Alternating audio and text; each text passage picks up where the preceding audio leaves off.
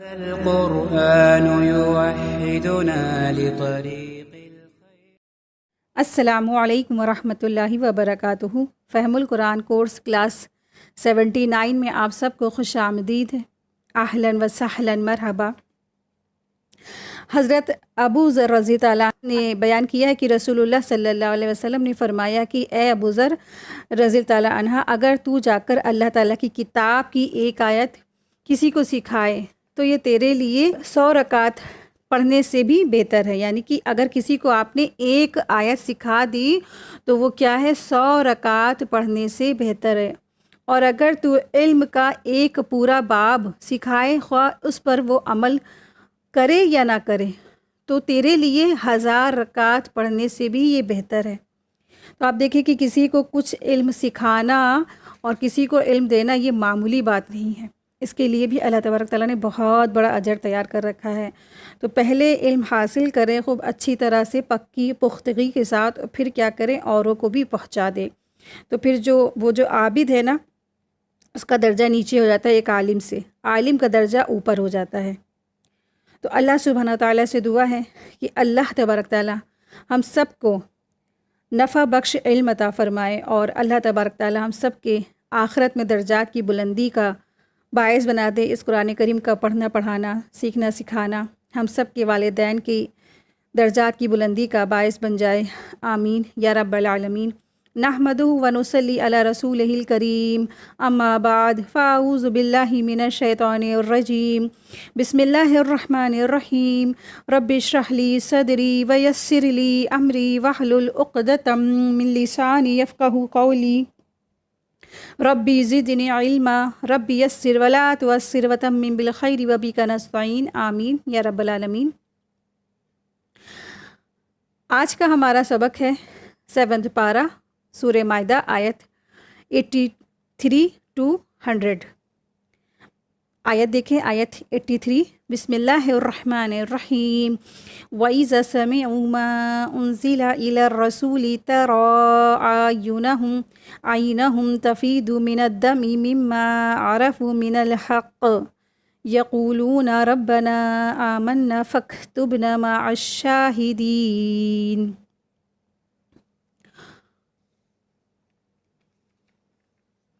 اور جب وہ اس کتاب کو سنتے ہیں جو رسول اللہ صلی اللہ علیہ وسلم پر نازل ہوا، تو تم دیکھو گے کہ ان کی آنکھوں سے آنسو چھلکنے لگتے ہیں، اس لیے کہ انہوں نے حق بات پہچان لی، اور وہ کہتے ہیں کہ اے ہمارے رب، ہم ایمان لے آئے ہیں، تو تم ہم کو گواہی دینے والوں میں لکھ لے، تو ہمیں گواہی دینے والوں کے ساتھ لکھ دے۔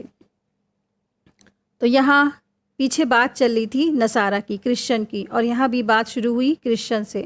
تو دراصل جہاں پہ آیت نمبر 82 کا اختتام ہوا تھا، وہاں دراصل بات کی جا رہی تھی کہ جو کرسچن ہیں ان کے دلوں میں کیا ہوتی ہے، نرمی ہوتی ہے، سافٹنیس ہوتی ہے، وہ اسلام کے لیے بھی کیا ہوتے ہیں، نرم دل ہوتے ہیں۔ جب ان کے پاس حق آتا ہے، ایمان آتا ہے، تو وہ اس کو فوراً کیا کرتے ہیں، ایکسیپٹ کر لیتے ہیں۔ جب ان کے سامنے قرآن کریم کی آیات تلاوت کی جاتی ہے تو ان کے دلوں میں رقت طاری ہو جاتی ہے، اور وہ جو رقت طاری ہوتی ہے اس کی وجہ سے ان کے آنسو جاری ہو جاتے ہیں، اور پھر آنسو جب جاری ہو جاتے ہیں تو وہ کیا ہوتے ہیں، وہ حق پہچان چکتے ہیں، اور پھر وہ ایمان لا چکتے ہیں۔ تو یہاں سے جو بات واقعہ شروع ہو رہا ہے آیت نمبر 83 سے 86 تک کی ایک خاص واقعے کی طرف اشارہ ہے، جو حبشہ کے جو نصارہ کا واقعہ ہے یہاں پہ۔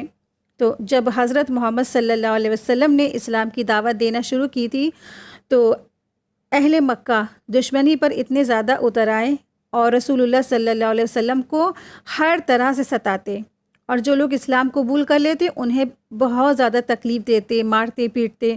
تو اس وجہ سے بہت سے جو صحابہ کرام تھے نا، تو وہ حبشہ کی طرف ہجرت کر گئے۔ جو پہلی ہجرت ہوئی تھی وہ ہجرت حبشہ کی طرف کی گئی تھی، صحابہ نے کی تھی، ٹھیک ہے۔ تو حبشہ جب وہ گئے تو اس وقت وہ پڑوسی ملک تھا، مکہ کا پڑوسی ملک تھا حبشہ۔ تو وہ جہاں ایسا وہ ملک تھا کہ وہ وہاں پر کیا کر سکتے تھے، ایمان کے ساتھ رہ سکتے تھے، اور مکہ کے قریب بھی تھا حبشہ، اور دراصل وہاں پہ جو کرسچن تھا نا، ان کی حکومت تھی، اور جس کی حکومت تھی وہ شاہ حبش، یعنی اس کا نام نجاشی تھا، وہاں کے بادشاہ کا نام نجاشی تھا۔ جب یہ سارے کے سارے وہاں پہنچ گئے تو اہل مکہ نے بھی وہاں پہ جا کر ان کا پیچھا کیا، یعنی کہ مکہ کے جو مشرکین تھے نا، جو ان کو بار بار ظلم کرتے تھے، ان کو مارتے تھے، پیچھے پیچھے وہاں بھی چلے گئے اور حبشہ کے بادشاہ کے پاس شکایت لے کر گئے کہ لیکن اس نے کیا کیا، ان لوگوں کی بات نہیں مانی، یعنی کہ جو مسلمان ہجرت کر کے گئے تھے وہ پیچھے پیچھے جو مشرکین بھی ان کے پیچھے گئے اور ان کے بارے میں غلط بات بتائی، تو وہاں کے جو کرسچن ہیں نا، ان لوگوں کی انہوں نے بات بھی نہیں مانی اور صحابہ رضی اللہ عنہ کو امن اور امان کے ساتھ انہیں ٹھکانہ دے دیا۔ اور پھر رسول اللہ صلی اللہ علیہ وسلم کے جو چچا زاد بھائی جعفر بن ابی طالب بھی تھے، یعنی کہ جو گروپ گیا ہوا تھا حبشہ ہجرت کر کے، تو اس میں جعفر بن ابی طالب بھی تھے جو رسول اللہ صلی اللہ علیہ وسلم کے چچا زاد بھائی بھی تھے۔ جب یہ حضرات رسول اکرم صلی اللہ علیہ وسلم کی خدمت میں واپس آئے تو نجاشی نے اپنے کچھ لوگوں کو حضرت محمد صلی اللہ علیہ وسلم کی خدمت میں بھیجا، جس میں کچھ علماء بھی تھے، اور نجاشی نے حضرت محمد صلی اللہ علیہ وسلم کی خدمت میں یہ لکھا تھا کہ یا رسول اللہ، میں گواہی دیتا ہوں کہ آپ اللہ کے سچے رسول ہیں، اور میں نے آپ کے چچا کے جو بیٹے ہیں نا، ان کے ساتھ بیعت کر لی ہے، اور میں نے اللہ کی اطاعت قبول کر لی ہے، اور میں آپ کی خدمت میں اپنے بیٹے کو بھی بھیج رہا ہوں، اور اگر آپ کا حکم ہو تو خود آپ کی خدمت میں حاضر ہو جاؤں۔ تو اس طریقے سے انہوں نے خط بھیج کر اپنے ایمان لانے کا پروف بھی دیا تھا۔ دراصل یہ جو نجاشی تھے وہ کیا تھے؟ کرسچن تھے۔ تو جب واقعہ یہی تھا، پھر اس کی ایک بار پھر سے سن لیجیے کہ کیا واقعہ تھا، کہ جب سارے کے سارے مسلمان ہجرت کر کے گئے کدھر؟ حبشہ کی طرف۔ جو حبشہ جو تھا مکہ کا پڑوسی ملک تھا، سارے کے سارے مسلمان مشرکین مکہ سے تنگ آ کر، ان کے ظلم و ستم سے تنگ آ کر کے حبشہ ہجرت کر گئے۔ اب پھر رزلٹ میں کیا ہوا، جو مکہ کے جو مشرکین تھے نا، ان مسلمانوں کو وہاں سے بھی نکلوانا چاہتے تھے، تو پیچھے پیچھے یہ لوگ وہاں بھی چلے گئے اور ان کے پیچھے ان کو بھڑکایا، بلغلایا کرسچنوں کو، کہ جنہوں نے وہاں پہ امن و امان سے رہنے کے لیے دیا تھا۔ تو جب وہاں پر گئے تو پھر جو بادشاہ تھا وہاں کا، اور وہاں کے جو کرسچن تھے نا، وہ بہت زیادہ عدل پسند تھے۔ انہوں نے ایسا نہیں کیا کہ ایک طرفہ بات سن لی اور وہ جو مسلمان آئے ان کو نکال دیتا، بلکہ اس نے ان کی تو بات سنی، ساتھ ہی ساتھ جو مسلمان ان کی طرف ہجرت کر کے ان کے ملک میں آئے تھے تو ان کی بھی بات سنی۔ تو حضرت جعفر رضی اللہ عنہ نا، انہوں نے ان کو بلایا گیا اور انہوں نے سورہ مریم کی ابتدائی جو آیات ہے نا، اس کی تلاوت کی، ابتدائی آیت کی تلاوت کی۔ تو حضرت جعفر رضی اللہ عنہ نے بھرے مجمع میں اس کی تلاوت کی۔ تو نجاشی اور اس کی جو تمام ساتھی تھے نا، جب انہوں نے ان آیات کو سنی تو ان کے آنکھوں سے آنسو جاری ہو گئے۔ اسی لیے یہاں پہ جو الفاظ شروع ہوا ہے نا، وَإِذَا سَمِعُوا مَا أُنزِلَ إِلَى الرَّسُولِ، اور جب وہ سنتے ہیں جو کچھ نازل کیا گیا طرف رسول کے، تو بہہ پڑتی ہیں ان کی آنکھیں، ہے نا، کیونکہ وہ جان جاتے ہیں حق کیا ہے، باطل کیا ہے۔ کیونکہ سورہ مریم میں عیسیٰ علیہ السلام کی پیدائش اور ان کی رسالت اور ان کو بھیجے جانے کا مقصد بتا دیا گیا، کیونکہ کرسچنوں میں یہ غلط بات پھیلی ہوئی تھی نا کہ نعوذ باللہ معاذ اللہ عیسیٰ علیہ السلام کیا ہے؟ اللہ ہے۔ تو اس چیز کو کلیریفائی کر دیا گیا تھا سورہ مریم کی ابتدائی آیات میں۔ تو وہ جب جان گئے واقعی میں یہ جو ہے عیسیٰ علیہ السلام کچھ نہیں سوائے ایک رسول کے، ہے نا، تو جب انہوں نے آیتیں سنی تو اس پر نجاشی جو تھا نا، اس قدر رویا کہ اس کی داڑھی پوری کی پوری تر ہو گئی، اور تمام پادری جو تھے اتنا روئے کہ ان کے سارے صحیفے تر ہو گئے، صحیفے جو ان کے پاس جو ان کی کتاب ہوتی تھی وہ۔ تو پھر نجاشی نے زمین سے ایک تنکا اٹھایا اور کہا کہ اللہ کی قسم، جو کچھ تم نے اس میں عیسیٰ علیہ السلام کے بارے میں بتایا ہے نا، تو عیسیٰ علیہ السلام اس تنکے کے برابر بھی نہیں ہے، یعنی کہ اس تنکے سے بھی بڑھ کر نہیں ہے، اور عیسیٰ علیہ السلام تو صرف اور صرف اللہ کے رسول اور بندے ہیں۔ تو اس نے ایکسیپٹ کر لیا تھا کہ واقعی میں عیسیٰ علیہ السلام کچھ نہیں سوائے وہ اللہ کے رسول اور ایک بندے ہیں، ایک معمولی انسان ہیں۔ لیکن آپ دیکھیں کہ جو مکہ کے جو قریش تھے نا، وہ خاموش نہیں بیٹھے، اپنے ہی جب ان کے ملک میں تھے تو اتنا زیادہ ان کو عاجز کیا مسلمانوں کو، اور جب مسلمان حبشہ ہجرت کر گئے تو وہاں بھی انہوں نے پریشان کرنے کے لیے وہاں بھی پہنچ گئے۔ کفار قریش نے عبداللہ بن رابیہ اور عمرو بن عاص کو بہت سے تحفے دے کر بھیجا، یعنی کہ ان کو جو نکلوانے کے لیے جو مکہ کے جو قریش تھے نا، انہوں نے 2 لوگوں کو بھیجا۔ کون کون تھے؟ عبداللہ بن رابعہ اور عمرو بن عاص کو بہت سے تحفے دے کر حبشہ روانہ کیا، جنہوں نے وہاں جا کر حبشہ کے جو پادریوں کو مسلمانوں کے خلاف بہت زیادہ بہکایا۔ کسی طرح مسلمان مہاجرین کفار قریش کے حوالے کر دیے جائیں، لیکن جب جعفر بن ابی طالب نے اسلام کے بارے میں بتایا اور نبی کریم صلی اللہ علیہ وسلم کی صفات کے بارے میں بتایا، تو مسیح بن مریم کے بارے میں بھی اسلام کا صحیح عقیدہ پیش کیا، تو نجاشی بہت زیادہ امپریسڈ ہوا اور اس نے پھر کیا کیا؟ اسلام کو ایکسیپٹ کر لیا، اسلام کو قبول کر لیا۔ بخاری اور مسلم کی روایت میں بھی ہے کہ جب نبی کریم صلی اللہ علیہ وسلم کو نجاشی کے انتقال کی خبر پہنچی تو آپ صلی اللہ علیہ وسلم نے صحابہ اکرام رضی اللہ عنہم اجمعین سے فرمایا کہ حبشہ میں تمہارے بھائی نجاشی کا انتقال ہو گیا ہے، تو اس کی نماز جنازہ پڑھو۔ چنانچہ تمام صحابہ کے ساتھ آپ صلی اللہ علیہ وسلم نے شہر سے باہر جا کر اس کی نماز جنازہ ادا کی۔ بخاری مسلم یہ حدیث دی ہوئی ہے نا، اس سے پتہ چلتا ہے کہ جو نجاشی تھا وہ اسی وقت ایمان لے آیا تھا، اور تقریباً آپ دیکھیں کہ یہاں سے 1 نہیں 2 نہیں 3 آیتیں انہی کے بارے میں ہیں، اور وہ کیا کہہ رہا ہے؟ آیت دیکھیں، آیت نمبر 84 میں ہے، ان کے بارے میں ہی ہے، اور وہ کہتے ہیں کہ وَمَا لَنَا لَا نُؤْمِنُ بِاللَّهِ وَمَا جَعَلَ مِنَ الْحَقِّ وَنَطْمَعُ أَن يَدْخِلَنَا رَبُّنَا مَعَ الْقَوْمِ الصَّالِحِينَ، کہ ہمیں کیا ہوا ہے کہ ہم اللہ پر ایمان نہ لائیں اور ہم اس پر ایمان نہ لائیں جو ہمارے پاس حق آیا ہے، اور ہم امید کرتے ہیں کہ ہمارا رب ہمیں صالحین کے ساتھ داخل فرما دے گا۔ یعنی جب ان کے پاس حق آ گیا تو انہوں نے ایکسیپٹ کر لیا اور کہا کہ ہمیں ایسی کیا ہو گیا جو ہم ایمان نہیں لائیں، ہم تو اللہ کی جو بات حق آ گیا اس پہ ایمان نہیں لائے، تو ہم ایسے کیسے ہو سکتا کہ ہم ایمان کو لائیں نہ؟ تو اللہ سبحانہ تعالیٰ سے انہوں نے کہا کہ اللہ تعالیٰ ہم ایمان لے آتے ہیں، اور جب ہمارے پاس ہم ایمان لاتے، جب ہمارے پاس حق آ گیا ہے تو ہم ایسے کیسے ہو سکتا ہے نا، یہ تو پاسبل نہیں کہ ہم ایمان نہیں لائیں۔ اور وَنَطْمَعُ أَن يُدْخِلَنَا رَبَّنَا مَعَ الْقَوْمِ الصَّالِحِينَ، اور جو ہے ہمارے پاس جب حق آ گیا اور ہم آپ سے اللہ تعالیٰ امید کرتے ہیں، آپ سے ہمیں بہت بڑی امید ہے کہ بس ہمارا جو ہے نام کس میں لکھ دے؟ صالحین کے ساتھ لکھ دے، ہمارا معاملہ صالحین کے ساتھ کر دے۔ یعنی کہ آپ دیکھیں اس قدر عاجزی اور ایمان لائے اپنے رسول کی طرف، اور جب ان کے پاس حق آیا اور پھر اس پر بھی وہ ایمان لے آئے، اور پھر کیا ہو گئے؟ پھر وہ امید کرتے ہیں اللہ سے نا، تو اللہ سے امید کرنی چاہیے نا۔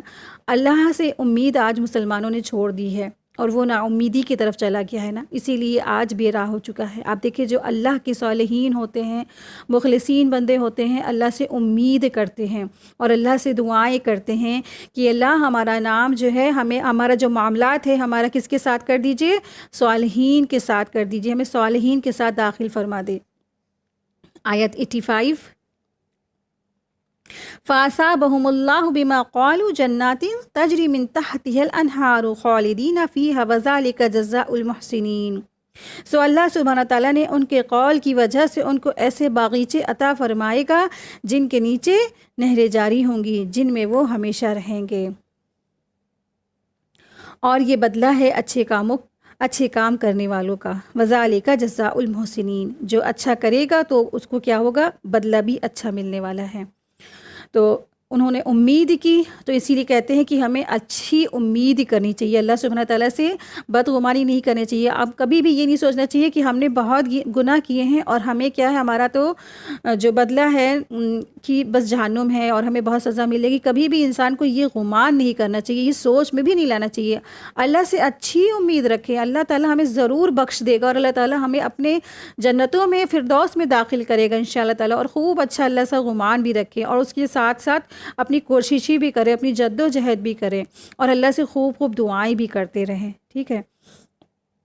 آیت دیکھیں، آیت 86، وَالَّذِينَ كَفَرُوا وَكَذَّبُوا بِآيَاتِنَا أُولَٰئِكَ أَصْحَابُ الْجَحِيمِ، اور جنہوں نے کفر کیا اور ہماری آیات کو جھٹلایا تو وہ کیا ہیں؟ وہ ہوں گے دوزخ والے، ان کا ٹھکانہ تو کیا ہوگا؟ دوزخ والا۔ جن کے پاس حق آنے کے بعد بھی انہوں نے نہیں مانا تو ان کا ٹھکانہ ہے دوزخ ہوگا۔ آیت 87، اے ایمان والو، اللہ نے جو پاکیزہ چیزیں تمہارے لیے حلال کی ہیں ان کو حرام مت کرو اور حد سے آگے مت نکلو، بے شک اللہ حد سے نکلنے والوں کو پسند نہیں کرتا ہے۔ اللہ سبحانہ و تعالیٰ نے یہاں پر لوگوں سے کہا ہے کہ تم کیا کرو، پاکیزہ چیزیں کھاؤ، تو اچھی چیزیں کھاؤ اور کیا نہ کرو، حد سے آگے نہ بڑھو، حد سے آگے نہ نکلو، اور اللہ کی حلال کردہ چیزیں کھاؤ۔ اور اگر تم نے حد سے تجاوز کیا تو کیا کرو گے؟ تو تم خود ہی خسارہ پانے والے ہو۔ تو حدیث میں بھی آتا ہے کہ ایک شخص نے نبی کریم صلی اللہ علیہ وسلم کی خدمت میں حاضر ہو کر کہا کہ اے اللہ کے رسول، جب سے میں نے گوشت کھانا شروع کیا ہے نا، تب سے میری نفسانی خواہشات کا غلبہ ہو جاتا ہے، تو اس لیے میں نے اپنے اوپر گوشت کو حرام کر لیا ہے، جس پر اللہ سبحانہ تعالیٰ نے یہ آیت نازل فرمائی ہے۔ اور اسی طرح سے بعض صحابہ بھی جو تھے وہ زیادہ عبادت کی وجہ سے وہ چاہتے تھے کہ ہم خوب عبادت کر سکیں، تو انہوں نے حلال چیزوں کو اپنے اوپر انہوں نے حرام کر لیا تھا، اسے بچنے کی کوشش کی تھی، مطلب جیسے کہ عورتوں سے نکاح کرنا یا رات کے وقت سونا یا دن کے وقت کھانے پینے سے وہ بچنے لگے تھے۔ تو نبی کریم صلی اللہ علیہ وسلم کے علم میں جب یہ بات آئی تو آپ نے انہیں منع فرما دیا۔ حضرت عثمان بن مظعون رضی اللہ عنہ نے بھی اپنی بیوی سے کنارہ کشی اختیار کر لی تھی، تو ان کی بیوی کی شکایت پر آپ نے انہیں اس سے بھی کنارہ کشی کرنے سے روکا، یعنی کہ ان کو سمجھایا۔ یہ سنن ابی داؤد کی حدیث 1369 ہے۔ پھر اسی آیت اور احادیث سے معلوم یہ ہوتا ہے کہ اللہ تعالیٰ کی حلال کردہ کوئی بھی چیز ہے تو اس کو اپنے اوپر حرام کر کے اس سے پرہیز کرنا جائز بالکل نہیں ہے، بالکل جائز نہیں ہے۔ تو انسان کو اپنے کھانے پینے اور پہننے اور جو مرغوب جو چیزیں ہیں، پسندیدہ چیزیں ہیں نا، اور جو جائز خواہشات ہیں، اس پہ ہمیں کنٹرول کرنا چاہیے، ہمیں اعتدال سے رہنا چاہیے۔ یہ نہیں کرنا چاہیے کہ ہم اپنے اوپر ان سب چیزوں کو کیا کر لیں، حرام ہی کر لیں۔ تو یہاں پر ایک اصول بتایا گیا ہے کہ اللہ کی جو حلال چیزیں ہیں نا، تمہارے لیے اللہ تعالیٰ نے جائز قرار دی، لہٰذا تم ان سے فائدہ اٹھاؤ۔ مثلا جیسے کچھ لوگ کہتے ہیں نا کہ ہم مچھلی نہیں کھاتے ہیں، فخریہ کہتے ہیں، اور کچھ لوگ کہتے ہیں کہ ہم بیف نہیں کھاتے ہیں یا بیف کا میٹ نہیں کھاتے ہیں، یا اس کو ہم ہاتھ تک لگانا پسند نہیں کرتے ہیں، یا ہم صرف مٹن کھاتے ہیں اور بیف کے استعمال سے تو ہم کیا ہے، کراہت ہمیں آتی ہے۔ تو اس طرح کی جو باتیں لوگ کرتے ہیں، دراصل کیا ہے، یہ بالکل درست نہیں ہے، اور اسلام صوفیزم کا بالکل پروموٹ نہیں کرتا ہے۔ صوفیزم کی اسلام میں کوئی گنجائش نہیں ہے۔ ان لوگوں نے بھی جو صوفیزم کرتے ہیں نا، ان لوگوں نے جان بوجھ کر اللہ کی پاکیزہ چیزوں کو اپنے اوپر حرام ٹھہرا لیا۔ آپ دیکھیے کہ جو اس طریقے سے جو رہبانیت ہوتی ہیں، جو صوفیزم ہوتے ہیں، تو انہوں نے کیا کیا، اللہ کی حلال کردہ چیزوں کو اپنے اوپر حرام ٹھہرا لیا۔ تو اسلام اس کی اجازت نہیں دیتا ہے۔ دینداری کا تصور دراصل یہ پیش انہوں نے کیا کہ دینداری کا مطلب کیا، اپنے اوپر لذات کو حرام کر لینا ہے۔ تو یہ جو صوفیزم جو ہوتے ہیں، تو اس کا تصور انہوں نے پیش کیا کہ دینداری کا مطلب کیا ہے، اپنے اوپر چیزوں کو حرام کر لینا، لذات کو حرام کر لینا۔ تو دراصل یہ کانسیپٹ بالکل رانگ ہے، بالکل غلط ہے۔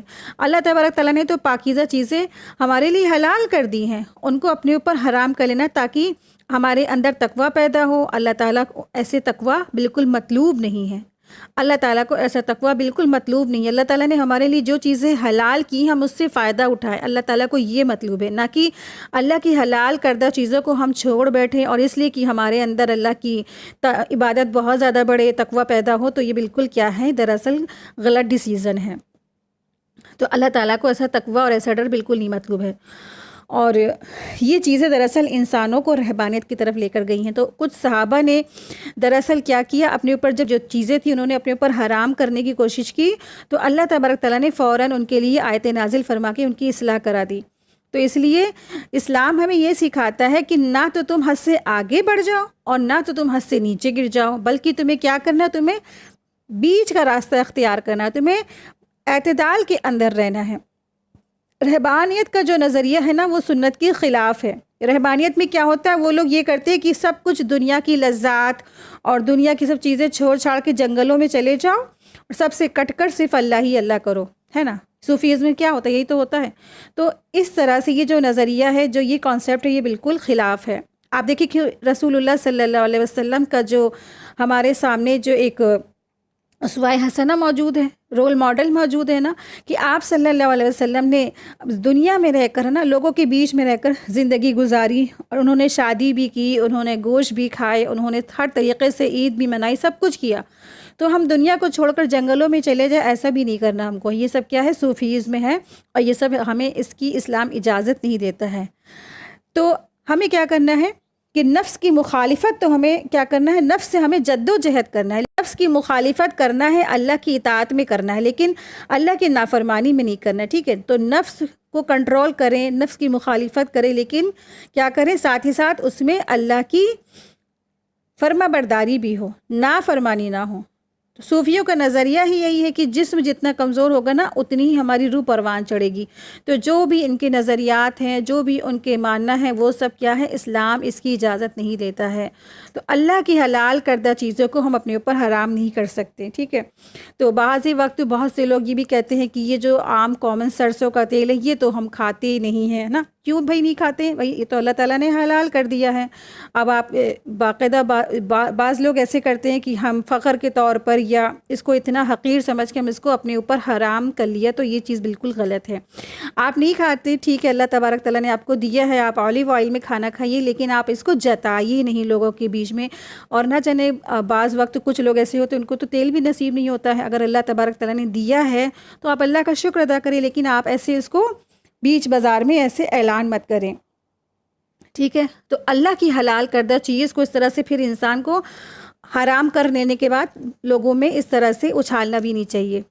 تو اللہ تبارک تعالیٰ نے جو چیزیں حلال کی، آپ اس کو کھائیں، پیئیں، فائدہ اٹھائیں، اور پھر کیا کریں؟ اللہ کا شکر ادا کریں اور اعتدال میں رہیں۔ یہ آیت ہمیں یہ سکھاتی ہے۔ آیت نمبر 88، اور اللہ نے جو چیزیں تم کو دی ہیں ان میں سے حلال مرغوب چیزیں کھاؤ، اور اللہ سے ڈرو جس پر تم ایمان رکھتے ہو۔ آیت 89، اللہ تمہاری قسموں میں لغو قسم پر تم سے مواخذہ نہیں فرماتا، لیکن وہ مواخذہ اس پر فرماتا ہے تم جن قسموں کو مضبوط کرو۔ اس کا کفارہ 10 محتاجوں کو کھانا دینا ہے، اوسط درجے کا، جو اپنے گھر والوں کو کھلاتے ہو، یا ان کو کپڑا دینا ہے، یا ایک غلام یا لونڈی آزاد کرنا ہے، اور جس کو یہ میسر نہ ہو تو 3 دن کے روزے رکھنا ہے۔ یہ تمہاری قسموں کا کفارہ ہے جب کہ تم قسم کھا لو، اور اپنی قسموں کا خیال رکھو، اور اسی طرح اللہ تعالیٰ تمہارے لیے اپنے احکام بیان فرماتا ہے تاکہ تم شکر کرو۔ اللہ سبحانہ و تعالیٰ نے یہاں پہ ہمیں قسم کے بارے میں احکامات بتائے ہیں آیت نمبر 89 میں۔ تو قسم کے خاص احکامات ہیں۔ جو قسم کے لیے الفاظ آیا ہے وہ کیا آیا ہے؟ لا یؤاخذکم اللہ باللغو۔ تو لغو یہاں پہ جو الفاظ آیا ہے، تو قسم کی جو عربی میں قسم کس کو کہتے ہیں؟ جس کو عربی میں حلف کہتے ہیں۔ تو قسم کا معنی کیا ہے؟ جس کو عربی میں ہم حلف کہتے ہیں یا یمن کہتے ہیں، اور اس کی جو جمع ہے وہ احلاف اور ایمان ہے۔ تو قسم کی 3 قسمیں ہیں، پہلی لغو ہے، دوسرا غموس ہے، اور تیسرا معقد ہے۔ پھر سے لکھ لیجئے یا سن لیجئے آپ لوگ۔ پہلی جو قسم ہے وہ لغو ہے، دوسرا غموس ہے، اور تیسرا معقد ہے۔ لغو قسم کس کو کہتے ہیں؟ وہ قسم جس کو انسان بات بات میں کھاتا ہے، یعنی کہ وہ بار بار عادتاً کھاتا ہے، بغیر ارادے اور بغیر نیت سے کھاتا ہے، اور اس پر اللہ تبارک تعالیٰ کی طرف سے کوئی مواخذہ، کوئی پکڑ نہیں ہوگی، وہ لغو قسم کہلاتی ہیں، وہ لغو قسم کہلاتی ہیں۔ دوسرا ہے غموس۔ غموس قسم کون سی ہے؟ وہ جھوٹی قسم ہے۔ غموس یعنی وہ جھوٹی قسم ہے جو انسان دھوکہ دینے کے لیے، فریب دینے کے لیے کھاتا ہے، اور یہ دراصل بہت بڑا کبیرہ گناہ بھی ہے۔ تیسری ہے معقد۔ وہ قسم ہے جو انسان اپنی بات میں تاکیدی اور پختگی کے لیے ارادے اور نیت سے کھاتا ہے۔ ایسی قسم اگر توڑے گا تو اس کا وہ کفارہ بھی دے گا، جو ابھی ہم لوگ پڑھیں گے انشاءاللہ۔ تو وہ کیا ہے؟ کفارہ کیا ہے؟ قسم توڑنے کا کفارہ یہ ہے کہ پہلا ہے 10 مسکینوں کو کھانا کھلانا، جو آیت کے اندر موجود ہے، اللہ سبحانہ تعالیٰ نے بتا بھی دیا ہے۔ پہلا ہے 10 مسکینوں کو کھانا کھلانا ہے، وہ کھانا کھلانا جو ہم خود کھاتے ہیں، اچھا بہترین کھانا جو ہم پسند کرتے ہیں۔ دوسرا یہ ہے تو ان کو کپڑا پہنا دینا ہے کہ ان کا پورا سطر ڈھک جائے، ان کو پورا ساتر لباس ہو۔ تیسرا یہ ہے کہ ایک غلام یا لونڈی آزاد کرنا ہے۔ چوتھا یہ ہے کہ یا اگر یہ سب نہیں کر سکتا ہے تو پھر کیا کرے، وہ پھر انسان اس نے اگر قسم توڑ دی ہے تو وہ 3 دن کے روزے رکھے گا، ٹھیک ہے۔ تو آپ دیکھیں کہ قسم انسان کیوں کھاتا ہے نا، عربوں میں بھی یہی موجود تھا، بات موجود تھی، دراصل وہ قسم بہت کھاتے تھے۔ تو قسم اس لیے کھاتی ہیں یا لوگ کھاتے تھے اس وقت بھی، اور آج بھی آپ دیکھیں قسم کھاتے ہیں۔ قسم اس لیے کھائی جاتی ہے کہ قسم سامنے والے کو یقین ہو جائے ہماری بات کا، ہم جو بات کہہ رہے ہیں وہ اس کو سامنے والے کو یقین آ جائے۔ تو قسم اس لیے کھائی جاتی ہے کہ سامنے والے کو یقین آ جائے، ٹھیک ہے۔ تو اگر آپ سچے ہیں اور اگر آپ درست ہیں تو باقی کسی بھی چیز کی آپ قسم نہیں کھا سکتے ہیں سوائے اللہ کی قسم کے، ٹھیک ہے۔ تو قسم کھا سکتے ہیں صرف کس کی؟ اللہ کی اور قرآن کی، باقی اس کے علاوہ کسی کی بھی قسم نہیں کھا سکتے۔ آپ دیکھیں قرآن کریم مخلوق نہیں ہے، وہ بھی اللہ کی طرف سے ہے نا، اللہ کا کلام ہے۔ تو عائشہ رضی اللہ عنہ فرماتی ہیں کہ لغو قسم سے مراد ایسی قسمیں ہیں جو انسان تکیہ کلام کے طور پر بغیر کسی نیت کے کھاتا ہے۔ جیسے کہتے ہیں نا عربوں کے جو لوگ تھے وہ کہتے تھے لا واللہ بلا واللہ، ہے نا، لا واللہ بلا واللہ، واللہ یہ، بلا وہ، اور بلا واللہ، اس طرح سے وہ لوگ قسم بہت کھاتے تھے، ان کے بات بات پر قسمیں تھیں۔ اگر کوئی بھی انسان جو ہے قسم سے اس طریقے سے الفاظ کہتا ہے نا، اس کا تکیہ کلام کا طور ہے، تو بہرحال اس کو کھانا نہیں چاہیے، لیکن اگر اس نے کھا لی ہے تو اس کے پر مواخذہ نہیں ہوگا، پکڑ نہیں ہے۔ اور پھر اسی طرح سے ایک اور حدیث میں آتا ہے، ابن عمر رضی اللہ عنہما کہتے ہیں کہ آپ صلی اللہ علیہ وسلم نے فرمایا اگر کسی کو قسم کھانا ہو تو وہ اللہ کی قسم کھائے ورنہ وہ چپ رہے۔ یہ بخاری کی حدیث 2482 ہے۔ اور آپ صلی اللہ علیہ وسلم نے فرمایا جس نے اللہ کے علاوہ کسی اور کی قسم کھائی تو اس نے شرک کیا۔ یہ صحیح ابو داؤد کی حدیث 3215 ہے، 3251 ہے۔ اسی طرح ایک اور حدیث میں آتا ہے کہ آپ صلی اللہ علیہ وسلم نے فرمایا نہ اپنے باپوں کی قسم کھاؤ، نہ ماؤں کی قسم کھاؤ، اور نہ شریکوں کی قسم کھاؤ، اور اللہ کی قسم اس وقت کھاؤ جب تم کیا ہو؟ سچے ہو۔ تم بہت سچے ہو تو تم اس وقت صرف اللہ کی قسم کھاؤ۔ یہ بھی صحیح ابو داؤد کی حدیث نمبر 3248۔ اسی طرح سے ایک اور حدیث میں آتا ہے آپ صلی اللہ علیہ وسلم نے فرمایا کبیرہ گناہ یہ ہے کہ اللہ کے ساتھ شرک کرنا، والدین کو ستانا، کسی کو قتل کرنا اور جھوٹی قسم کھانا۔ یہ صحیح بخاری کی حدیث 6182 ہے۔ آپ دیکھیں کہ یہاں پر کبیرہ گناہ ہے، اور آپ کو پتہ ہے کہ کبیرہ گناہ یوں معاف نہیں ہوتے جب تک ان کے اللہ سبحانہ تعالیٰ کے آگے رو رو کر گڑ گڑا کے معافی نہ مانگی جائے۔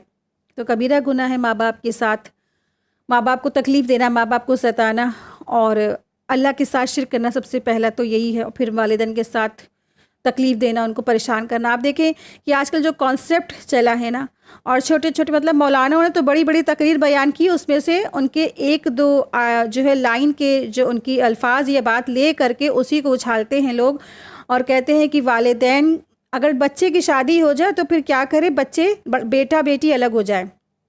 اب دیکھیں کہ کسی کا اگر ایک بیٹا ہے وہ اپنی بیوی کو لے کر الگ ہو جاتا تو بوڑھے ماں باپ بڑھاپے میں کہاں جائیں گے؟ کون ان کو سہارا دے گا؟ کون ان کی دیکھ بھال کرے گا؟ کون ان کو سپورٹ کرے گا؟ تو بیٹا اس لیے پالا تھا کہ وہ اپنی بیوی کو لے کر الگ ہو جائے۔ تو یہ کہاں سے کون ایسی چیزیں پھیلاتا ہے؟ مجھے تو سمجھ ہی میں نہیں آتا ہے۔ اب بیٹا ہے جو اپنی بیوی کو لے کر الگ ہوگی، اور والدین کیا خوش ہوں گے، کیا تکلیف میں ہوں گے، یا دعائیں دیں گے اس کو؟ تو یہ والدین کو ستا رہا ہے، ایک ایک دن ایک ایک لمحہ جس نے اتنے ستایا ہے، تو یہ کیا ہے؟ کبیرہ گناہ میں اس کا جائے گا۔ تو کیا وہ جنت میں جا پائے گا؟ اللہ سبحانہ تعالیٰ نے اپنی بات جو کس کے لیے حکم دیا ہے، احسن طریقہ کرنے کا والدین کے ساتھ ہے، لیکن آج کل کے جو چیزیں ہائی لائٹ کری جاتی ہیں اس میں صرف اور صرف بیوی کو بتا دیا ہے کہ بیوی کی جو ہے اطاعت کرو، بیوی کی بات مانو، بیوی کو سپورٹ کرو، بیوی کو اٹھاؤ، بیوی کو یہ کرو، سب کچھ آج کے زمانے میں کیا ہوگی؟ صرف بیوی بیوی بیوی بیوی۔ آپ دیکھیں کہ جو فرما بردار بیوی ہوگی نا، وہ کبھی یہ نہیں چاہے گی کہ اس کا شوہر جہنم میں چلا جائے، لیکن ایک جو خود پرست خود غرض بیوی ہوگی وہی چاہے گی کہ میرا شوہر جہنم میں جائے۔ اور آپ دیکھیں کہ ایک شوہر کیا جہنم میں نہیں جا سکتا کہ جب اس نے اپنے والدین کے ساتھ حسن سلوک ہی نہیں کیا، اپنے بوڑھے ماں باپ کو اوروں کے سہارے چھوڑ کر، روتا بلکتا چھوڑ کے الگ کرائے کے مکان پہ یا دوسرا اپنا کہیں اور مکان بنا لیا نا۔ جو آج کا جو زمانہ جو چل رہا ہے تو اسی طرح کا چل گیا ہے۔ تو اللہ سبحانہ تعالیٰ سب کو ہدایت دے، بچوں کو ہدایت دے، ماؤں کو بھی چاہیے کہ وہ بچوں کی بہترین تربیت کریں، اور وہی ہے کہ بچوں کو اگر اسلامک اسکولس میں مدارس میں پڑھائیں تو بچے وہ نیک بنتے ہیں. مشنریز اسکول میں پڑھانے کا ہی نتیجہ ہے کہ پھر والدین جو ہے نا بڑھاپے میں اس کو بھگتتے ہیں. تو اللہ سے دعا کرتے رہیں اللہ تبارک تعالیٰ اولادوں کو بھی دین کا پرچم بلند کرنے والا بنا دے تاکہ وہ اپنے والدین کی بھی عزت کریں اور دین کا پرچم بھی بلند کریں. اور جو جہالت آج اتنی زیادہ پھیل گئی طرح طریقے کی اور لوگوں نے جو فتنہ فساد کھڑا کر دیا ہے چھوٹی چھوٹی جو ڈائلاگ کو اچھال کر کے، تو وہ بھی سب ختم ہو سکے. اور ایک اور احکام ہم لوگ دیکھ لیتے ہیں اسی حدیث کے ذریعے سے کہ آپ صلی اللہ علیہ وسلم نے فرمایا جو شخص کسی کام کے کرنے کی قسم کھائے پھر انشاءاللہ کہے تو اس پر قسم توڑنے سے کوئی گناہ نہیں ہوگا. یہ صحیح ترمذی کی حدیث 1531 ہے. اسی طرح سے ایک اور حدیث میں آتا ہے کہ آپ صلی اللہ علیہ وسلم نے فرمایا قسم میں دلانے والے کی نیت کا اعتبار ہوگا. ٹھیک ہے، آپ صلی اللہ علیہ وسلم نے فرمایا قسم میں دلانے والے کی نیت کا بھی اعتبار ہوگا. تو یہ صحیح مسلم کی حدیث 3122 ہے. تو آپ دیکھیں کہ جب ہم انشاءاللہ کہہ کے کوئی قسم کھائیں گے تو ہمیں کیا ضروری ہے اس کی ہم اس کو پورا بھی کریں، اس کو پورا کریے. ہمارا ارادہ نہ ہو کہ ہماری نیت کچھ اور ہو اور ہم قسم کھا رہے ہیں. ٹھیک ہے، تو یہ قسم کے بارے میں کچھ احکامات تھے جو حدیثوں سے ملتے ہیں.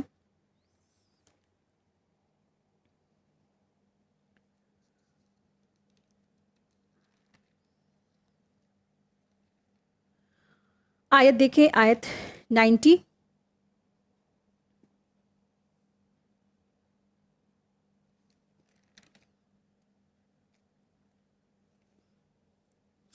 یا ایہا الذین آمنوا انما الخمر والمیسر والانصاب والازلام رجس من عمل الشیطان فاجتنبوہ لعلکم تفلحون.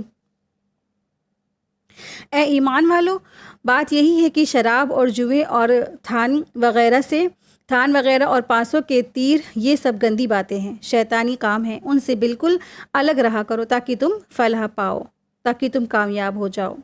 آپ دیکھیں کہ شراب کے بارے میں نا یہاں پر بھی اب کیا ہے، تیسرا حکم ہے. اس سے پہلے بھی جو ہے سورہ بقرہ میں آیت نمبر 219 میں اور سورہ نساء آیت نمبر 43 میں یہ حکم آ چکا ہے، اور یہاں پہ یہ تیسرا حکم ہے. آپ دیکھیں کہ اللہ سبحانہ تعالیٰ نے جو ہے نا عربوں میں جو ہے شراب ایک دم سے حرام نہیں کر دی، بلکہ دھیرے دھیرے ان کو پہلے دور کیا گیا، پہلے منع کیا گیا اور ان کو دور کیا گیا، اس کے بعد پھر کیا کیا گیا، اللہ کی طرف سے شراب حرام کر دی گئی.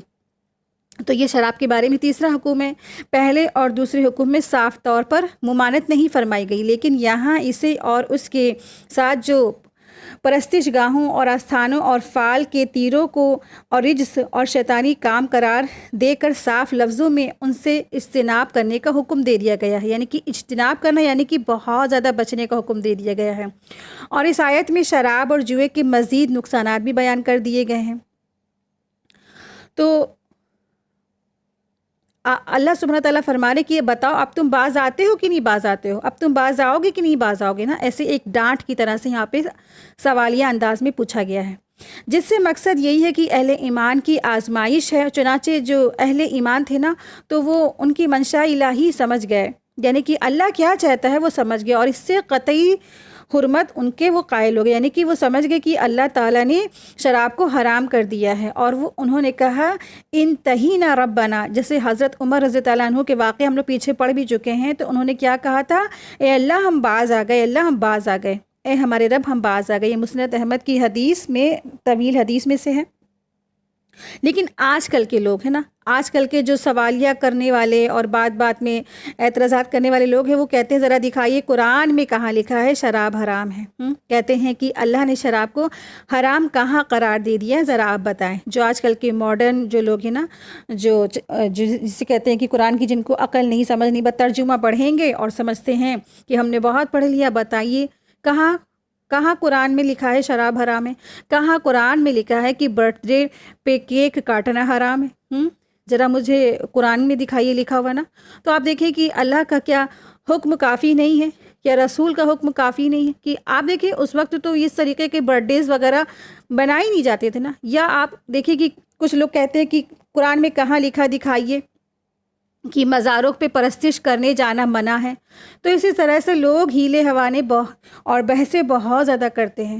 تو اسی لیے کہا جاتا ہے کہ خوب علم حاصل کریے، تاکہ اس طریقے سے جو بحث مباحثہ کرے تو ان کے سوالوں کا آپ کے پاس جواب موجود ہو۔ قرآن کریم میں کوئی بھی بات بالکل کیا ہے ایسی بالکل کلیئر نہیں بتائی گئی۔ اس سب باتوں کے بارے میں ہمیں ڈیٹیل اگر پتہ چلتی ہے تو حدیث سے پتہ چلتی ہے، حدیثوں سے پتہ چلتا ہے کہ ہمیں اب اللہ تبارک تعالیٰ نے ہمیں قرآن ہم پر جو شراب کو اللہ تبارک تعالیٰ نے ہم پر حرام کر دیا ہے، سود ہمارے لیے حرام ہے۔ تو کبیرہ گناہ کیا ہوتے؟ کبائر جو گناہ ہے تو جس پر اللہ اور رسول نے جس پہ بتا دیا کہ وعید آئی ہے، جس پہ اللہ تعالیٰ غضبناک ہوا ہے، وہ کبیرہ گناہ ہے، اور جس پر اللہ رسول کی جو وعید ہے نا، قرآن کی وعید ہے، تو وہ سب کیا کبیرہ گناہ ہے۔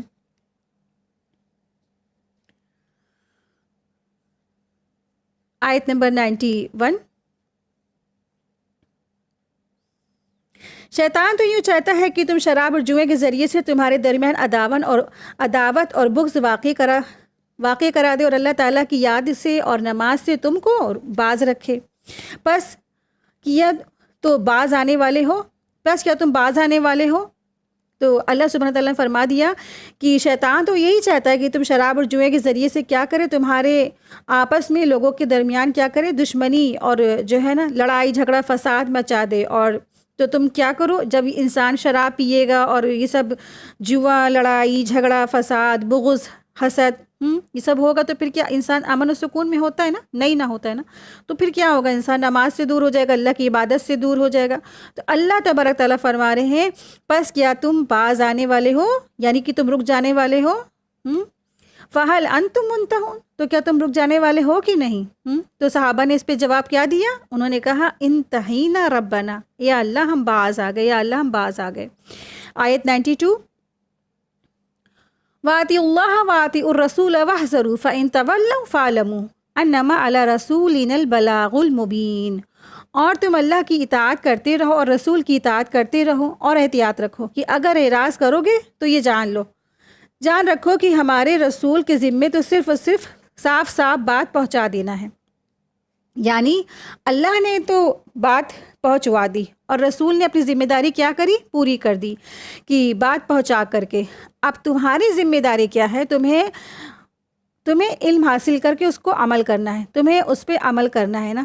تو تم یہ کہہ کے نہیں بچ سکتے یا اللہ ہمارے پاس تو نہ علم آیا تھا نہ ہم نے عمل کیا تھا۔ آج آپ دیکھیں کہ بہت سے لوگ ایسا کرتے ہیں نا کہ قرآن پڑھتے ہی نہیں ہیں، صرف اس وجہ سے کہ کہتے ہیں کہ اگر ہم سن لیں گے اور پڑھ لیں گے تو ہمیں ماننا پڑے گا۔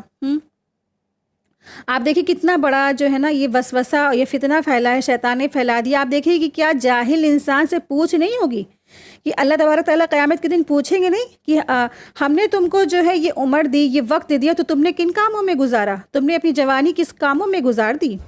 تم نے قرآن سے اپنے آپ کو دور رکھا اور فلا جو بیکار سے لغزش والے کام تھے تم نے اس میں آپ کو اپنے اٹیچ کر کے رکھا، تو یہ پوچھ نہیں ہوگی۔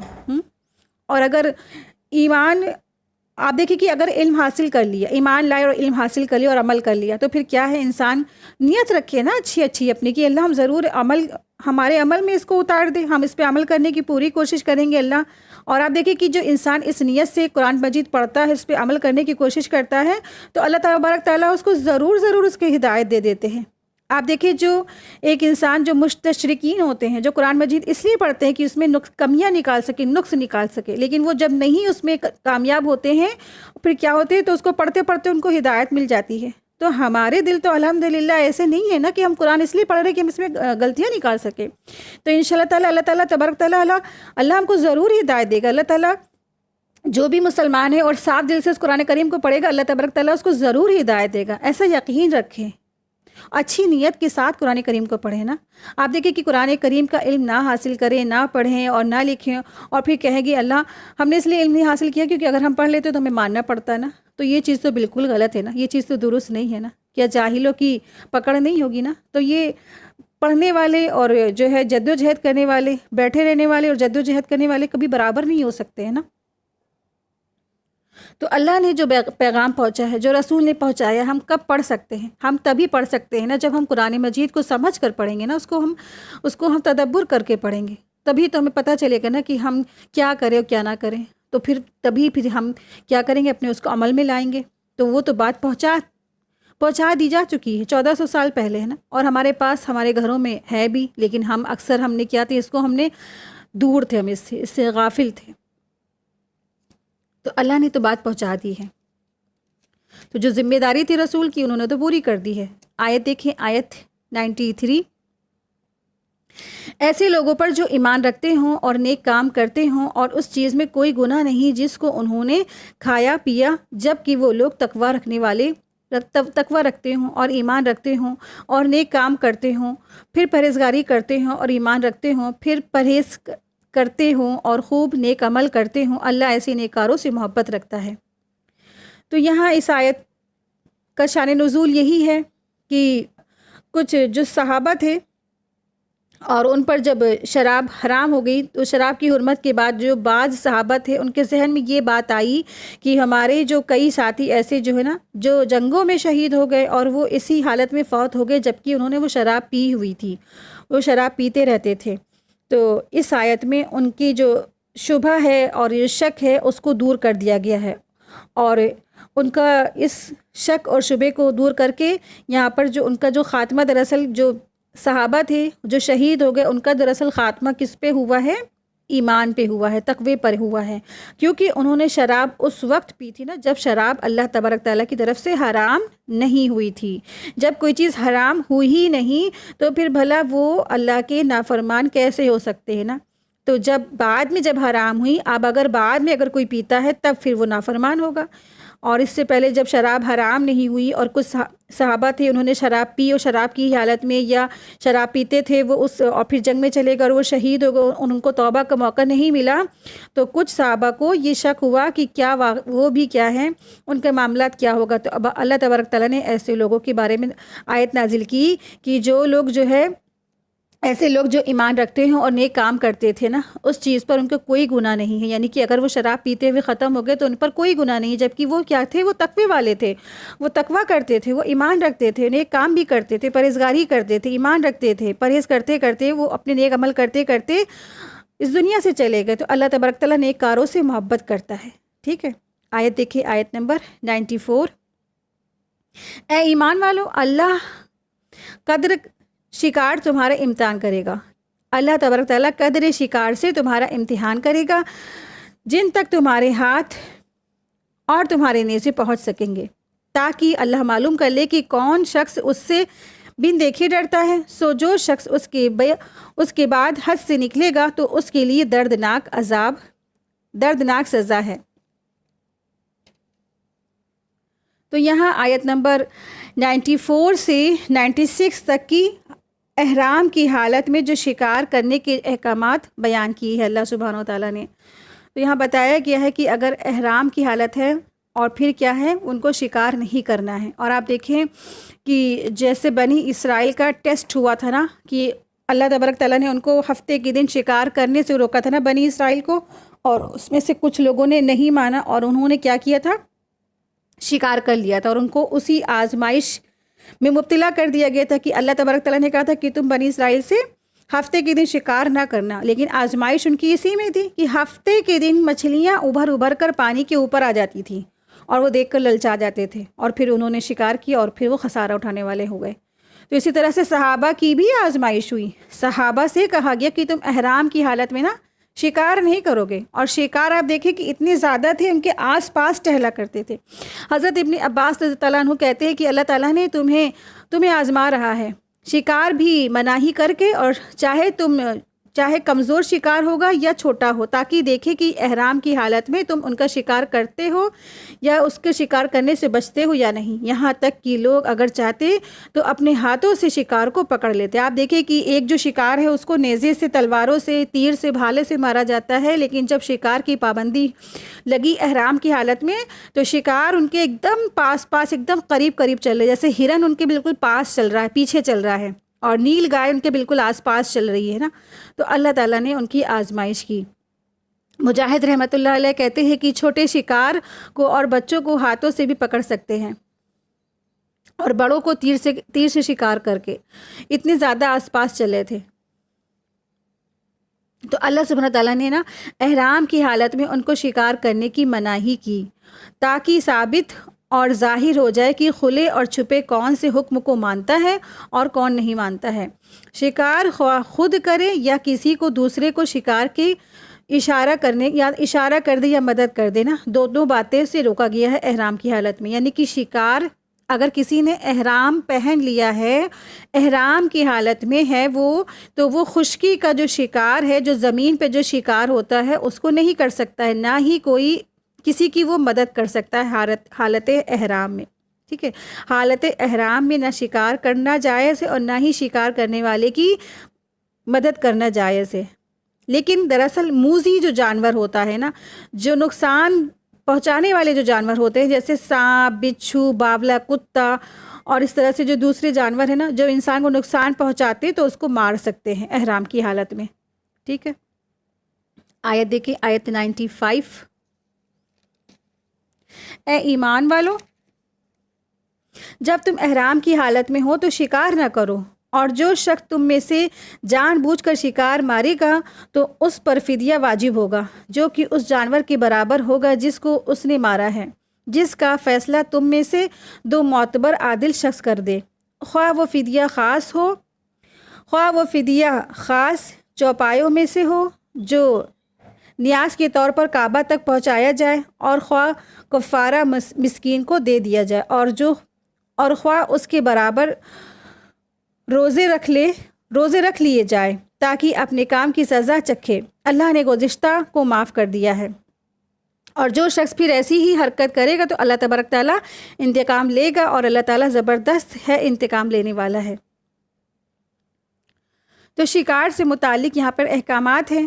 تو جو شخص حالت احرام میں ہو اس کے لیے شکار کرنا جائز نہیں ہے، نہ ہی حدود حرم میں اور نہ اس کے باہر، اور نہ جانوروں کا جن کا کھانا جائز ہے نا۔ آپ دیکھیں کہ جو حلال جانور ہیں، لیکن اب وہ حالت احرام میں وہ کیا ہے، ان کا شکار کرنا جائز نہیں ہے، اور نہ ان کو حرام، اور ان کو جو حرام ہے نا ان کا بھی نہیں۔ جو حرام جانور ہیں، جو حلال جانور ہے، کوئی بھی قسم کے جانور حالت احرام میں نہیں مار سکتے ہیں۔ حالت احرام آپ جانتے ہیں نا، جب انسان عمرے کی یا حج کی نیت کرتا ہے تو پھر وہ نیت کر لیتا ہے، اللہ کی میں نیت کرتی ہوں عمرے کی، اللہ میں نیت کرتی ہوں حج کی، تو پھر وہ احرام پہن لیتا ہے، تو اسے کہتے ہیں حالت احرام۔ ٹھیک ہے، تو اس حالت میں جب انسان گھر سے نکلتا ہے، راستے میں آپ دیکھیں کہ وہ جو وقت تھا تو وہ ڈیزرٹ تھا، ریگستان تھا، اس وقت ان کا جو معاشی جو تھا ساردار و مدار وہ شکار وغیرہ ہی تھا۔ آج جیسے ہمارے کیا ہم لوگ جب جاتے ہیں عمرے سے یا حج کے لیے نکلتے ہیں اپنے گھروں سے، تو ہمارے کیا راستوں میں اور جو ہے وہاں پہ بھی راستوں میں جگہ جگہ ریسٹورنٹ ہیں، ہوٹل ہیں، بطوخ ہیں، وہاں اس وقت نہیں تھے، وہاں یہ ایسا کوئی بھی نہیں تھا۔ تو اب انسان راستے میں چلا ہے، قافلہ چل رہا ہے، گروہ چل رہا ہے، تو پھر اس کو ضرورت پڑتی تھی جو شکار کی، لیکن کیا ہو گیا، اللہ سبحانہ تعالیٰ نے ان کو آزمایا اور حرام کر دیا۔ شکار سے جو مراد ہے دراصل یہاں پر خاص کر کے نیل گائے ہے، ہرن ہے اور پالتو جانور ہے، جیسے گائے، بکری، مرغی وغیرہ، جس کو ذبح کرنے میں کوئی حرج نہیں ہے۔ اور اگر شکار کے جانور کو حالت احرام میں اگر کوئی مار ڈالے تو اس پر اس کا بدلہ واجب ہوگا۔ قرآن نے یہاں پر جو جان بوجھ کر شکار کو مارنے کی بات کہی ہے نا، یہ بطور تاکید اور تنبیہ کے ہے، کیونکہ اکثر شکار قصد اور ارادے کے ہی ساتھ کیا جاتا ہے، یعنی جان بوجھ کر ہی کیا جاتا ہے۔ اگر کوئی شخص بھول کر شکار کر لے، یعنی احرام کی پابندی اس کے اوپر تھی لیکن اس کو یاد نہیں رہا، تو اس نے غلطی سے شکار کر لیا، تیر کہیں سے یا کہیں اور لگ گیا تو شکار ہو گیا اس سے، تو ان صورتوں میں اس کو کیا کرنا ہوگا، اس کو جزا دینی ہوگی، اس کے اوپر جزا واجب ہوتی ہے۔ جس سے غلطی ہو گئی ہے تو وہ کیا کرے، تو اس کا وہ کفارہ ادا کرے۔ تو آیت میں بتایا گیا نا کہ اس کا وہ کفارہ ادا کر دے، فدیہ دے دے۔ اگر کسی نے جانور کا شکار ایسے کر لیا ہے تو پھر اسی کے جو مانند ہے اس کو فدیہ دینا ہوگا۔ مثلا جیسے گائے کا اس نے شکار کیا ہے نا تو اس کو گائے دینا ہوگا، اگر اس نے ہرن کا شکار کیا ہے نا تو اس کو بدلے میں ہرن دینا ہوگا۔ تو دوسری شرط یہ کہ قربانی مکہ میں ہی ہوگی، مکہ میں ہی پہنچانی ہوگی۔ اور فدیہ دراصل کیا ہے، فدیہ کفارہ یا قربانی مکہ میں ہی ہوگی، کعبۃ اللہ میں قربانی کو پہنچانا ہوگا۔ اور اگر یہ نہیں کر سکتا ہے تو پھر وہ کیا کرے، چند مسکینوں کو کھانا کھلا دے، یا وہ جانور کی قیمت کے برابر غلہ کسی کو تقسیم کر دیں۔ اس شکار کی قیمت میں، یعنی جس کا شکار کیا اس کے بدلے جو قربانی دینی ہوگی، اس قربانی کی قیمت میں جتنے مسکین کا کھانا کھا سکتے ہیں نا، اتنے روزے وہ رکھے جائیں گے۔ روزے رکھ سکتے ہیں تو روزے رکھے جائیں گے، اور کفارہ دینے میں خود اس میں بھی کچھ نہیں کھا سکتے۔ جب انسان کفارہ کسی کو دے گا، کھانا دے گا، تو خود اس میں سے بھی کچھ وہ نہیں کھا سکتا ہے، ٹھیک ہے۔ تو یہ احکامات تھے حالت احرام میں، تو ہمارے لیے جاننا ضروری ہے، اسی لیے آپ لوگوں کو اس کے بارے میں اتنا ڈیٹیل میں بتایا۔ چلیں ہم لوگ آیت دیکھتے ہیں، آیت نمبر 96 ہے۔ تمہارے لیے دریا کا شکار پکڑنا حلال کر دیا ہے، تمہارے لیے دریا کا شکار پکڑنا اور اس کا کھانا حلال کر دیا گیا تمہارے فائدے کے لیے اور مسافروں کے لیے، اور خشکی کا شکار پکڑنا تمہارے لیے حرام کیا گیا ہے جب تک تم حالت احرام میں رہو اور اللہ تعالیٰ سے ڈرتے رہو جس کے پاس تم جمع کیے جاؤ گے، ٹھیک ہے۔ تو اب آپ یہیں پہ دیکھیں وہ آیت جو بالکل صاف و واضح کر دیا اللہ تبارک تعالیٰ نے۔ تو حالت احرام ہے، اب انسان جا رہا ہے اور آپ دیکھیں کہ راستے میں خشکی کا شکار نہیں کر سکتے ہیں، تو اللہ سبحانہ تعالیٰ کتنے غفور الرحیم ہے۔ اللہ تبارک تعالیٰ نے کیا کیا، جو سمندر کا جو شکار ہے وہ حلال کر دیا۔ حالت احرام میں انسان جو سمندر کا شکار یعنی مچھلی اس کو کھا سکتا ہے، اس کو پکڑ بھی سکتا ہے، اس کو کھا بھی سکتا ہے، حالت احرام میں ہے نا۔ لیکن جو زمین کا جو شکار ہوتا ہے نا، جیسے ہرن ہے، نیل گائے ہے، بکری ہے، بھیڑ ہے، ان سب کو نہیں کر سکتا۔ آیت دیکھیں، آیت 97۔ اللہ تعالیٰ نے کعبہ کو جو کہ ادب کا مکان ہے، لوگوں کے قائم رہنے کا سبب قرار دیا ہے، اور عزت والے مہینے کو بھی، اور حرم میں قربان ہونے والے جانوروں کو بھی، اور ان جانوروں کو بھی جن کے گلے میں پٹے ہوئے ہیں، یہ اس لیے تاکہ تم اس بات کا یقین کر لو کہ بے شک اللہ تعالیٰ آسمان اور زمین کے اندر کی تمام چیزوں کا علم رکھتا ہے، اور بے شک اللہ تعالیٰ سب چیزوں کو خوب جانتا ہے۔ تو یہاں اللہ سبحانہ تعالیٰ نے جو فرمایا ہے نا، تو جو کعبہ ہے نا، کعبہ کو بیت الحرام اس لیے کہا جاتا ہے، تو اللہ تبارک تعالیٰ نے جو کعبے کے لیے جو الفاظ لائے ہیں نا، جس کو بیت الحرام کہا ہے، تو جو بیت الحرام اس لیے کہا جاتا ہے کیونکہ اس کی جو حدود ہے، جو اس کی حدود ہے نا، اس میں نہ تو شکار کر سکتا ہے انسان، نہ درختوں کو کاٹ سکتا ہے، نہ وہاں پہ کانٹوں کو نکال سکتا ہے، کیونکہ وہ حرمت والا گھر ہے، حرمت والا شہر ہے۔ نہ ہی آپ دیکھیں کسی جانور کو، کسی بھی چیز کو مار بھی نہیں سکتا ہے، اگر حالت احرام میں نہیں ہے تب بھی، ٹھیک ہے۔ حالت احرام میں نہیں ہے، احرام اتار دیا، لیکن کیا ہے، اس کی حدود، حرم کی حدود کے اندر اس طریقے سے شکار کرنا، درختوں کو کاٹنا، وہاں کے کانٹے تک کی نکالنا، یا کسی جانور کو مارنا، یا لڑائی جھگڑا کرنا، یہ سب حرام ہے، اسی لیے وہ حرمتوں والا شہر کہا جاتا ہے۔ اسی طرح اس کے میں اگر یہاں تک کہ اگر کوئی باپ کا بھی قاتل کوئی سامنے ہے تو انسان اس سے بھی اعراض کرے، وہاں پہ لڑائی جھگڑا نہ کرے۔ قیام للناس، لوگوں کے قیام اور گزران کا باعث بھی ہے، قرار دیا گیا ہے۔ آپ دیکھیں لوگوں کے قیام کا جگہ ہے، یہ جو کعبہ ہے لوگوں کے قیام کا جگہ ہے۔ آپ دیکھیں کہ اس کے ذریعے سے لوگوں نے اپنے جو ہے نا کتنی معاش ان کی آگے بڑھی ہے۔ آپ دیکھیں عربوں کے یہاں، عرب جو کفار مکہ تھے، اب عرب کے جو لوگ تھے، مکہ کے جو لوگ تھے، پورے سال اسی کے ذریعے سے اپنا امپورٹ اور ایکسپورٹ کا کام کرتے تھے، ان کے معاش کا بھی ذریعہ تھا، لوگوں کے قیام کا بھی ذریعہ تھا۔ لوگ باہر سے آتے تھے، اپنی چیزوں کو یہاں پہ سیل بھی کرتے تھے، امپورٹ اور ایکسپورٹ کا کام ہوتا تھا، اور لوگوں کے قائم ہونے کی بھی جگہ تھی، جس کا مطلب یہ ہے کہ اس کے ذریعے سے نا اہل مکہ جو تھے ان کو بہت زیادہ مدد ملتی تھی، ان کی معاشی ضروریات بھی اس سے بہت زیادہ ہوتی تھی۔ اور یہ حرمتوں والا جو مہینہ کہ یہاں پہ اللہ تبارک تعالیٰ نے ذکر کیا ہے، جو حرمت والے مہینے ہیں، رجب، ذی القعدہ، ذی الحجہ اور محرم ہے، ٹھیک ہے۔ اور حرم میں جانے والے جو جانور ہیں وہ ہدیہ اور قلائد ہے۔ آیت دیکھیے، آیت نمبر ہے 98۔ اعلموا ان اللہ شدید العقاب وان اللہ غفور الرحیم۔ تم یقین جانو کہ اللہ سخت سزا دینے والا ہے اور بڑی مغفرت کرنے والا بھی ہے، یعنی تم یقین جانو کہ اللہ سبحانہ تعالیٰ سخت سزا دینے والا بھی ہے اور بڑی مغفرت اور بڑی رحمت والا بھی ہے۔ آیت 99۔ رسول کے ذمہ تو صرف پہنچانا ہے، اور اللہ سب جانتا ہے جو کچھ تم ظاہر کرتے ہو اور جو کچھ تم چھپاتے ہو۔ آیت 100۔ آپ فرما دیجئے کہ ناپاک اور پاک برابر نہیں، گویا آپ کو ناپاک کی کثرت بھی بھلی لگتی ہو۔ اللہ سے ڈرتے رہو اور عقل مند ہو تاکہ تم کامیاب ہو جاؤ۔ اللہ سے ڈرتے رہو اے عقل والو تاکہ تم کامیاب ہو جاؤ۔ یہاں پہ اللہ سبحانہ تعالیٰ نے جو الفاظ کہے ہیں نا، جو بات کہی ہے کہ ناپاک اور پاک برابر نہیں، گویا آپ کو ناپاک کی کثرت بھری لگتی ہو، تو جو ناپاک کے لیے جو الفاظ آیا ہے خبیث، الخبیث یعنی ناپاک، اس کے معنی ہیں کہ حرام چیزیں یا کافر یا گناہگار، اس سے مراد یہاں یہ چیزیں ہیں، ٹھیک ہے۔ اور جو طیب، جو پاکیزہ چیزیں ہیں، اس سے مراد کیا ہے؟ حلال ہے، یا پھر مومن ہو سکتا ہے، یا پھر فرما بردار یا عمدہ چیزیں بھی، یہ ساری ہی چیزیں اس سے مراد ہو سکتے ہیں۔ مطلب یہ ہے کہ جس چیزوں میں خبث ناپاکی ہوگی، وہ کفر میں ہو، چاہے نافرمانی میں ہو، یا فسق میں ہو، یا فجور میں ہو، چاہے وہ بہت ساری چیزوں کی کثرت میں ہو، یعنی کہ وہ چیزوں میں ایسی جو چیزیں ہیں، ناپاکی والی چیزیں ہیں، ان کی جو کثرت ہے بہت زیادہ ہے، لیکن وہ ان چیزوں کا مقابلہ نہیں کر سکتی جو تھوڑی سی تعداد میں جو تھوڑی ہیں۔ یعنی کہ آپ دیکھیں جو پاک چیزیں ہیں وہ چاہے تھوڑی سی ہوں، پاکیزہ چیزیں ہوں، تو یہ دونوں کسی بھی صورت میں برابر نہیں ہو سکتی۔ خبیث اور طیب کبھی برابر نہیں ہو سکتے۔ آپ دیکھیں اکثریت کی طرف آج لوگ جاتے ہیں نا، کہتے ہیں سبھی لوگ تو وہ کام کر رہے ہیں نا، سبھی لوگ تو یہ کام کر رہے ہیں، تو ہم کیوں نہ کریں؟